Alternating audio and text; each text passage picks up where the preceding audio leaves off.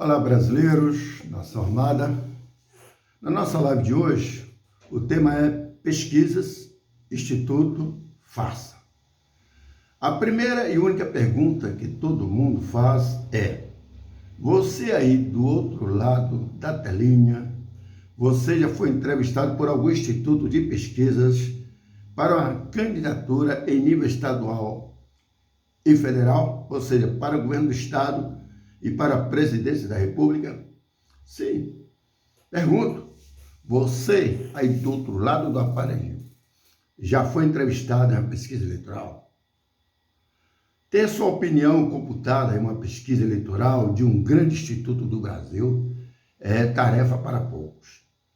Os eleitores, para serem entrevistados, precisariam de tanta sorte, mas de tanta sorte, para serem encontrados e aprovados, o que definitivamente seria mais prazeroso apostar e esperar o resultado de uma loteria esportiva, um prêmio maior, a sorte grande da Mega Sena. O pesquisador, ele é instruído a, depois de cada questionário, abordar a primeira pessoa que encontrar. O entrevistado passa então por um filtro de cota de sexo e idade para garantir a representatividade da amostra segundo o perfil do eleitorado. Parece tudo lindo, tudo certinho, tudo ok. O problema é você conseguir esta façanha, a de ser entrevistado por um instituto de pesquisas, desses bastante conhecidos e divulgados na imperiosa e outrora acreditada imprensa com seu consórcio nos dias de hoje. A probabilidade de um cidadã ser escolhido calculemos então, de 0,0001288 pontos percentuais. Repito, a probabilidade de um cidadão, uma cidadã, ser escolhido, ser entrevistado, entrevistada, é de 0,0001288 pontos percentuais. É como se fosse um bingo! Você não desiste e acredita que pode se enquadrar em tudo isso? Esqueça, parceiro. Minha amiga parceira, esqueça. Os institutos desculpam e justificam que não é permitida qualquer associação com mensagem política ao partido. Outra, os institutos treinam seus funcionários para as entrevistas, abordagens. Será? Eu acho que nem sempre ou quase nunca. E por fim, se você quiser mesmo ser entrevistado em uma pesquisa eleitoral, cruze os dedos para baterem na sua porta ou para, se você dar a sorte, armando tudo direitinho, e passar aí na frente do pesquisador para ser notado quando ele estiver livre à procura de uma outra pessoa para ser entrevistado. E por fim, se você quiser mesmo ser entrevistado em uma pesquisa eleitoral, como eu disse, além de cruzar os dedos, você vai ter que fazer alguma artimanha. Mas isso, ou seja, somente para os institutos de pesquisas tradicionais e famosos, como Datafolha, IPEC, que é o antigo IBOP, o IBOP que faliu por mentir muito, aí criou o IPEC, que continua a mesma coisa, né? Também a Genial Pesquisas, Paraná Pesquisa, só para citar os mais conhecidos. Talvez em alguma cidade que exista um instituto de pesquisa, uma e outra pessoa possa ser entrevistada para candidato a prefeito, porque para vereador parece que não é tão importante, então eles se preocupam mais em saber em quem você vai votar para prefeito de sua cidade. Bom, aqui em Livramento, por exemplo, existiu o Instituto Regional, que alcançou um graduado índice de credibilidade e confiança, isto não tenha dúvida, E em Paramirim, que também existe um, e eu acho que está em atividade, está sim, é o Instituto de Pesquisa com igual medição de confiança, de confiabilidade. De um modo geral, tirando esses de municípios pequenos, os institutos que a grande mídia divulga aí constantemente na televisão em época de eleição. Precisamos, gente, precisamos de uma CPI dos institutos ou para os institutos de pesquisas. É um negócio bastante lucrativo. Haja vista que pesquisas por encomenda são caríssimas, verdadeiras fortunas. Fora os interesses escusos por trás, porque são feitas a pedido de grupos interessados para manipular a vontade e preferência do eleitor, aquele que está indeciso ou aqueles eleitores que têm a mania da besta quadrada de votar para não perder o voto, ou seja, se o candidato é destacado como preferido das pesquisas, então vamos votar com esse mesmo. Sim. Mas será verdade que isto está configurado como amostra de tendências e preferências? Aí é onde mora o perigo. O sistema de pesquisa eleitoral tem problemas gravíssimos no nosso país.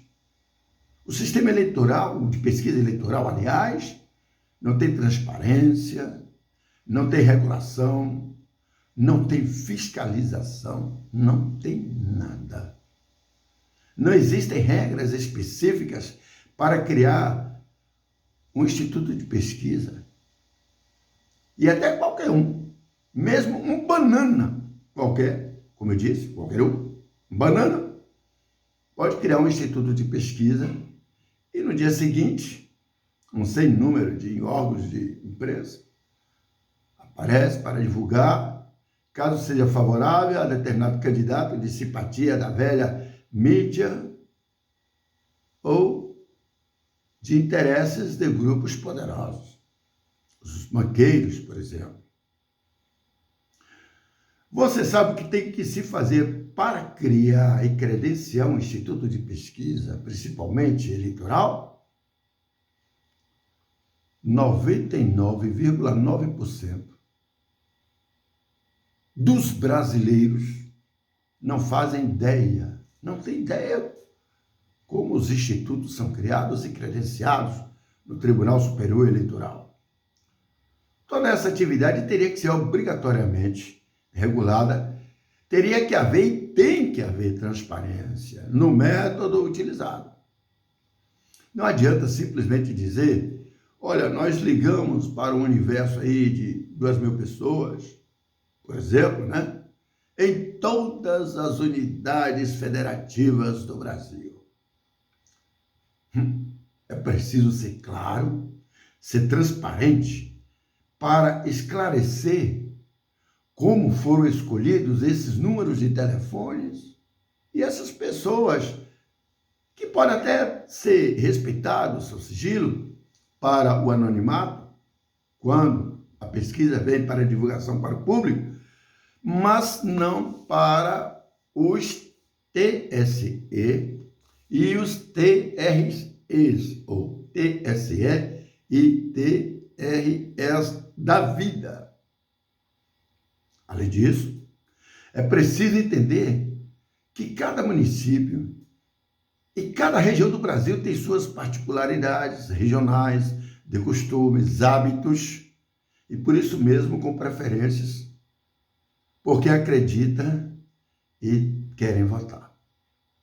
Por exemplo, se um desses institutos ligar de maneira direcionada para alguns moradores de Livramento de Nossa Senhora, é possível que a preferência caia sobre Luiz Inácio Lula da Silva, uma vez que existe mesmo uma tendência para este candidato nessas eleições de 2022.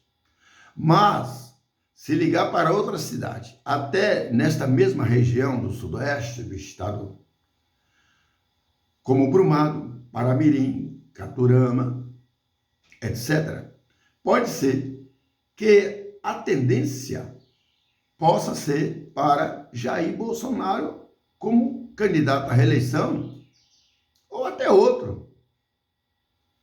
Então, quando os institutos de pesquisas querem manipular resultados, ou eles citam números que nunca são revelados, ou em quais cidades a pesquisa foi feita, e ainda que seja por telefone. Mesmo que seja por telefone. Teria que haver essa informação. Então tem que explicar como escolhe esses números, né? Essas pessoas, de onde elas residem, porque vai acabar aquela coisa, né?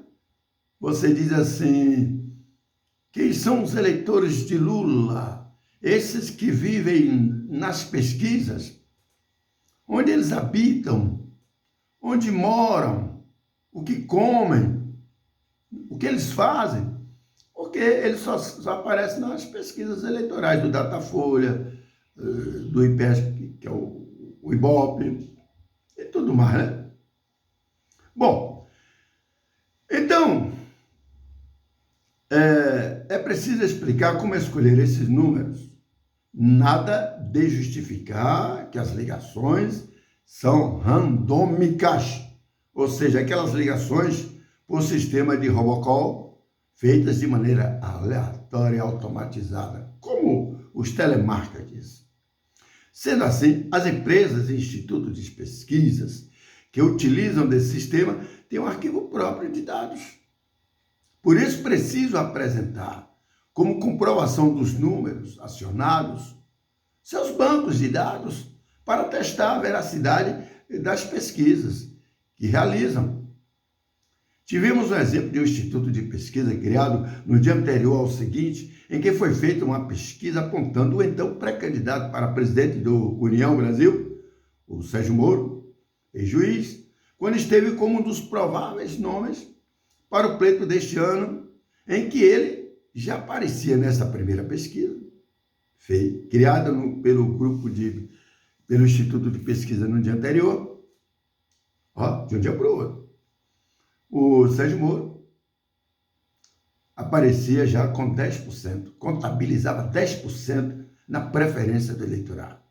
Resultado, Moro desistiu, quis disputar o Senado, depois foi para ser candidato a deputado federal, viu que era ser rebaixado muito, aí tentou agora ser novamente candidato a Senado, mas parece que vai ficar mesmo como suplente na chapa de Bolívar, que é o presidente do União Brasil. Aliás, do outro partido dele lá, que eu esqueci agora. Então é preciso simplesmente o eleitor acreditar no que seus olhos veem e não o que querem que você veja. No momento, é o que está acontecendo em relação às pesquisas. Enquanto o candidato à reeleição, Jair Bolsonaro, aparece arrastando multidões pelas ruas onde passa, grandes centros, metrópoles ou pequenas cidades do interior, o suposto preferido, que é o Lula, segundo as pesquisas eleitorais, foge das ruas, do público e até de seus próprios eventos políticos, principalmente quando é localizado pelo povo. E aí o que acontece? Ele acaba sendo xingado, vaiado, ovacionado. Não confunda com ovacionado. Ovacionado é de aplausos, aplaudido. O cara foi ovacionado, aplaudido. O cara foi ovacionado. Jogaram ovos nele.